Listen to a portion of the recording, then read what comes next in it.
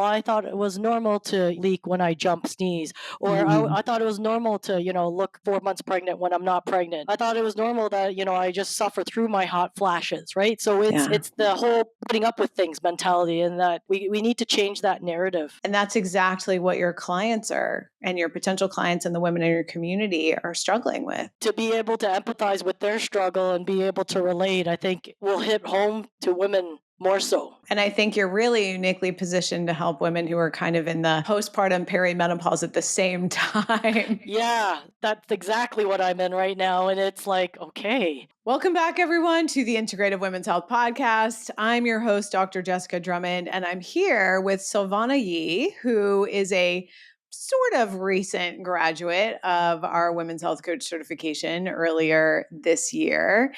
And we're going to get into her journey as a professional, because I think more than even just her experience transitioning into learning the skill set of women's health coaching and what she's doing with that now, there's a lot to learn from her whole career journey if you're looking to work in more integrative women's health. So welcome, Silvana. Hi, Jessica.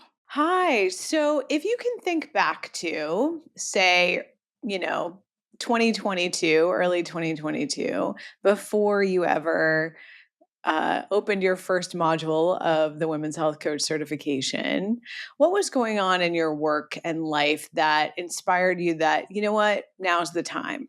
I actually was on mat leave at the time, and I remember very clearly. I was on vacation on the East Coast, and I was reflecting a lot about my life in general and my career, and I, I felt like this needed this change for a long time. I kind of hummed and hawed about things, and then I finally kind of said, you know what, I need to make a change, and I need to make a step, and I on the trip actually I brought your the e-book that you had, clinician to health coach, and it kind of gave me a little bit more insight on making that transition. And then yeah, while I was on my trip, I had a call, I think with Alexis, Mm. and after I had that call, I was like, okay, this is even better. I think this is what I want to dive into next. That's great. And so you, before that, were already practicing as a pelvic health PT, right? Yes. So yeah, I started my career the first 10 years in orthopedic PT, and Mhm. then since 2011 I've been doing pelvic PT. So yeah, it's been over 23 years. I can't believe that. I know, I know.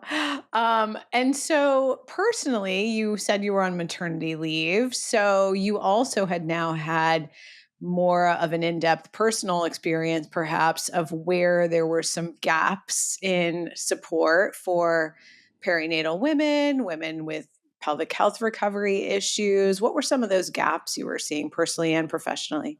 Well, in terms of just work wise, I felt that I got a patient up to a certain point, and Mhm. then I just didn't have any more tools in the toolbox to offer, or the barrier of themselves, the patient being their own worst enemy. Mhm. Yeah. And I was like, okay, what am I going to do now? Yeah, you're like, okay, they know exactly what to do. They get it. They understand that it will help them, and they're not doing it. Why? Right? Well, that's the thing with being the person giving the recommendations all the time. It's like, okay, as opposed to with the health coaching, oh, the self revelation kicks in, right? So it's like, okay, it's like a very magical tool. It is. And that's why I love that you started your kind of transition into health coaching by reading Clinician to Coach, because in that book, I really detail why it's so different to be a clinician leading with a clinician mindset, which is like you're looking at the challenges, you have some tool solutions, but there are many, many, many cases in our experiences as clinicians where the client knows exactly what to do. They've even done it a little bit, they've seen good results, but they don't continue. They need that self awareness. That's the magical fairy dust of health coaching that's kind of hard to explain. Yeah, like, and that's the thing. I was like, oh, I like. what's happening? Why is this client not being as compliant anymore? Why did they self discharge themselves? So yeah, like it was just it was, yeah, huge gap in professional wise. And then you mentioned from a personal perspective, yeah, like I would say that I would be, in terms of a barrier, I would be my own barrier myself because, you know, prior to having my child, I was filling in gaps by keeping busy. So Mm. I wasn't really accountable to anybody but myself. So it's like, oh, okay, traveled, you know, came and go as I pleased. I was single at the time. So, and then I realized, oh, I want to, I'm in my 40s. I'm like, okay, let's, maybe I want to have a baby. It's like, okay, let's think about this. And yeah, I was my own worst enemy at the time. And then it was like, okay, I gotta, slow down a little bit and reflect. Okay, what do you want to do now, and how are you going to do it? You can't keep up this go go go lifestyle anymore. Yeah, I think that's a very common issue with a lot of our students who have very successful lives and careers in general and on paper. Like you're very productive, you're high achieving, but you actually struggle with downtime and even self-assessment. How did that feel for you? Did it feel uncomfortable to just have space in your life? Yeah, it did. It felt very uncomfortable at once because I'm I'm a person that doesn't stay still. My husband nicknames me the tornado. If that gives you any indication. Absolutely. And so all of a sudden, you find yourself kind of having to slow down to take care of a newborn and take care of your own recovery. And that felt really hard. It was hard at first, but then it's like, okay, the world still moves on. It's like, I don't know, I guess I have a bit of FOMO. I don't want to miss out on things, but but you know what? After having a child, that changes everything. And having a child and getting married later in life, um, definitely brought the awareness of, you know the the need for me to stay healthy and Mm. lead a healthier lifestyle, because whatever I do now is going to dictate what's going to happen later on in life. Yeah, I think that's really interesting because I was talking with some of my friends the other night, and several of them have had their children in their 40s.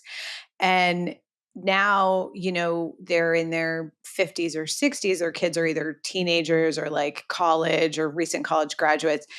And they're realizing that to be able to really be around and active and engaged with their kind of kids from the teens to the 20s, there's work to do there from a health standpoint. Definitely. And it's ongoing. Like, it you got to you put yourself in the client shoes, but then you have to it has to reflect on yourself too. So it's like practicing what you preach. Yeah. So going into the program, there were certain things that you then applied to your own life. Are there any kind of clinical pearls that you can share with us? That because we do start the program that way, kind of turning the mirror on yourself. Like, what little things can you help support yourself with?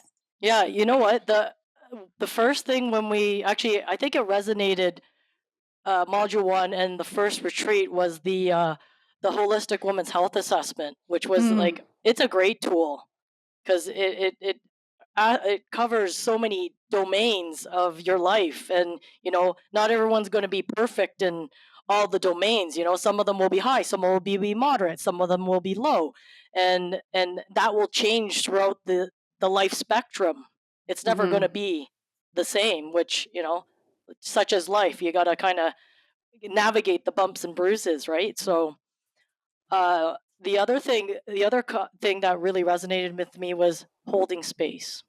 That was really that's a really powerful tool. And learning how to do that, because you know being 23 years of, the pelvic physio who's like recommending this and that and constantly talking, and it's like always talking to the client. Yes, and of course, you get the feedback from the client, but it's like just holding that space so that the client can talk it through themselves, and then you giving those, nice little nudges to help them come to the optimal outcome, right? So that is probably the most powerful thing that I learned.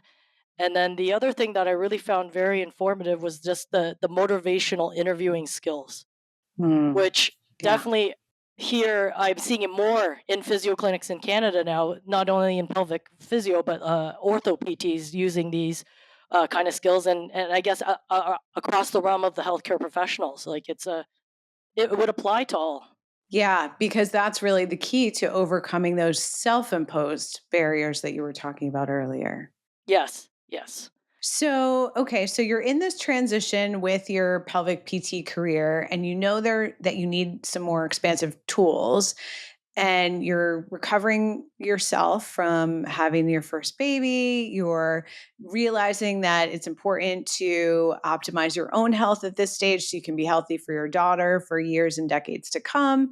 And then you realize there are some secret sauce kind of tricks in health coaching communication skills that do help your physical therapy clients improve. Now, once you're inside the program, what are some of the things that surprised you about what you learned, or what are the things that you enjoyed most about the actual process of going through the program? Well, the a huge reason why I joined the program too, and I just kept looking at it, and I'm like, oh, it's not the time yet. It's not the time yet. The big reason that really attracted me to the WHC program was the that you had a section on functional nutritional medicine, and that Mhm. is definitely a topic of interest for me, and learning more about it, and feeling more gaining more knowledge about that area. And and in terms of that, yeah, it's definitely helped me in my own life, but then actually has helped me to be able to provide resources for my clients, but also at the same time it has allowed me to network with other healthcare professionals that are involved in the women's health community in my local community. And Mm. yeah, it's been amazing, and the dialogue and the networking has been great. It's opened up a few doors, which is great. Yeah, I think that expansiveness of, taking the tools that you already had and then layering it with health coaching, with functional nutrition, lifestyle medicine brings you that you start to think more broadly and collaboratively. Yeah, it's more of a like holistic and a kind of like a full circle type of thinking versus, you know my thinking prior to that was just very, you know narrow minded, but now it's definitely expansive, and really looking outside the box and seeing the big picture. That's cool. That's really cool. So, before you joined the program, what hesitations did you have? Well, yeah, the big hesitation was, can I do this? Because my son at the time was 2 years old, so it's like, okay, I gotta, yeah, 2 years old, 2 year old, and then I gotta think about returning to work and that whole work life balance. Can I do this course? Can I do this at the same time? But I said, "Yeah, I could do this." I don't know. I was ready, and just doing a lot of research into the course, and how I loved how it was a self-paced course, and I loved the fact that I was like, I didn't know what to expect with the retreats, but I loved that how the retreats were remote. Mm, Though, yes. hey, you know what? I would have loved to come to wherever in the states because I am in Canada, so I'm just like, Yeah. oh, sure, why not? I'm like, I'm up for a retreat. Yeah. But Yeah. to have it in my own house was, and especially with the family situation, and then COVID was still on at Mm, the time, right? So I felt safe. I felt safe. I felt the yeah the retreats were amazing. I learned so much, and then you meet so many great people, other students from, and it connects other parts of the country, right? There's people from Europe, there's people from the States, but it was interesting of all the disciplines that have joined the program, which is fantastic. yeah. Yeah. Again, kind of reemphasizing that very expansive and multidisciplinary and holistic thinking. It's so funny because so often when people think about joining this program, they're a little hesitant. It's like, oh, I have to commit like 3 weekends in the next year to doing this. And Yet, I think without fail, absolutely everyone I've ever talked to as they graduate the program, everyone loves the retreats. Can you share a little bit about why you did? You know what? It makes you reflect about yourself, and it gives the opportunity to, to flex your coaching muscles, but then also work on yourself because technically you're getting some coaching, you're getting some coaching yourself. So it's like, oh, it makes you take a step back because it's like, okay, I'm going to do this. I'm going to do this. And like at the time, I was like trying to balance being a mom, and then I got to transition back to work, and what was left on the wayside? Yeah, my health. It's Mhm. like, what am I going to do for? When I go back, I got to plan ahead. I got to do meal prep. How are you going to fit the exercise in? When are you going to fit the exercise in? So, you know, helping myself and then learning the skills at the same time is that was actually really good. Like it was very beneficial. And the best part was at each retreat, I'd never had I had three different people, three different Mm. master coaches that led the retreat, and then the secondary person that was helping out would a couple of them were the same, but I got to meet the different master coaches and their styles, which was great to get exposure to too.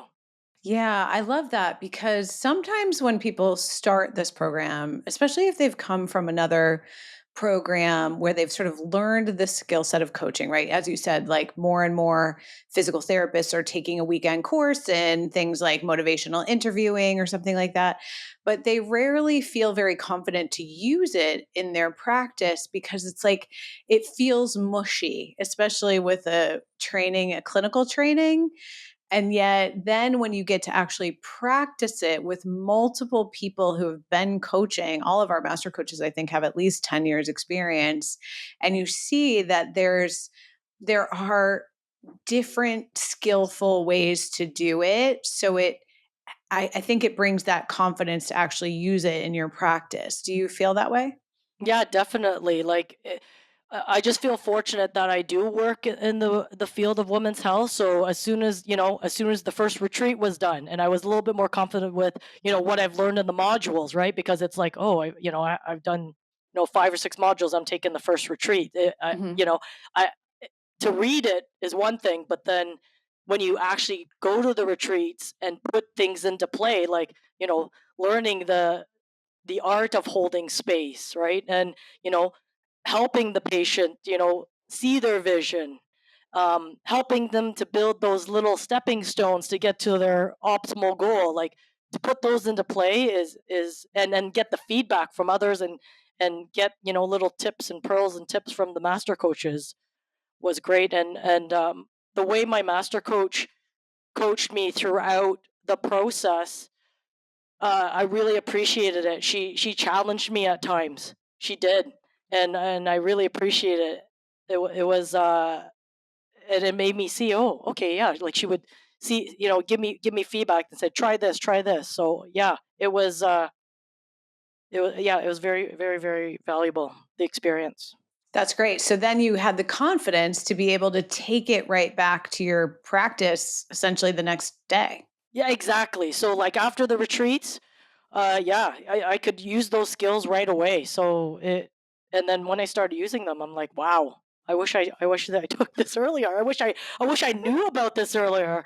But I was at a different stage in my life, right? So you know, I am a lifelong learner. I love taking courses, but it's like I got to stop myself sometimes because it's like if you take too many courses, then you got to play catch up. So with this course, I was like, okay, the like I think I had a couple courses on the go, but I kind of put those on the back burner. But this one, Yeah. I was like, okay, like I knew I wanted to do it because it was like I dove right in, and as I kept going, I wanted more and more and more and more, and it was great. And yeah, after that, I was like, oh, I was having a little bit of withdrawal from the IWHI courses. So when I picked up the longevity, women's and longevity course. Nice, So nice. yeah, Yeah. I Yeah, need my that's fix of lovely. Jessica. I need my Jessica fix. I was missing her. Ah, That's so sweet. That's so sweet. And so many of our students stay engaged. I have many, many students who started in 2012 who still actively participate in our alumni association calls and, take our continuing education specialty courses because it's not, I would say, as much as I'd like to take the compliment, it's not all about me. It's really about the fact that it's such an engaging community. Can you talk a little bit about the community? You know what? I felt very supported from all ends. Like after I got the certification, um my master coach recommended that you could use a couple of business consults from I had a business consult with Amy Rempel Mm. and Susan Mhm. Clinton, Mhm. and they were very helpful. They're two different. They're also PTs, but they're also coaches, and two different practices and two different mindsets. So I really appreciated that, their input, because it's like, okay, I have this health coaching certification now. You know, you need to, decide what you're going to do with it, because there is so much you can do with it. Like the sky is really the limit when you once you get it. It's what you decide to do with it. Yes, absolutely. Um, on that along that vein, by the way, we have our quarterly vision and goals workshop for everyone, and maybe you should hop in and join us. It's at the end of the month. Yes, I do, and I appreciate it, and I appreciate the recordings, because sometimes it's during my work hours, Yeah. so it's like, but no, I appreciate those workshops. I appreciate the resources that you have there, and then the mock health coaching calls, which was very helpful at the beginning to watch, right? Because it's like, what does that call involve? Because, like, it was kind of nerve wracking and scary at the same time before the first retreat. It's like, Yeah. how does this all? How do you put this all together? Yeah, And I so it was think that helpful. the visual is sometimes helpful to give people a little bit like, what does it look like inside of a coaching session? And then, as you said, we do record all the workshops for our alumni and our current students because, yes, everyone's time zones are different and everyone has kids and aging parents and jobs. And, so it's not always that you're there live, but you at least always have access to kind of take that breath in the same way that you did when before you even started the program to be like, okay, what's the next step now? What's the next step now? And so, where are you now in terms of your career journey and what you're thinking about doing now and next? Right now, I'm in the midst of. I've collaborated with a few local healthcare professionals in my community, and prior to becoming a health coach, I would do like promos. I did a promo event for like postnatal Mhm. care and pelvic PT, and I collaborated with like a midwife and a doula and a personal trainer that specializes in postpartum fitness. And I kind of want to do the same lines, but um, be a little bit more expansive, where I can bring the health coaching aspect and raise the awareness of what what what health coaching is.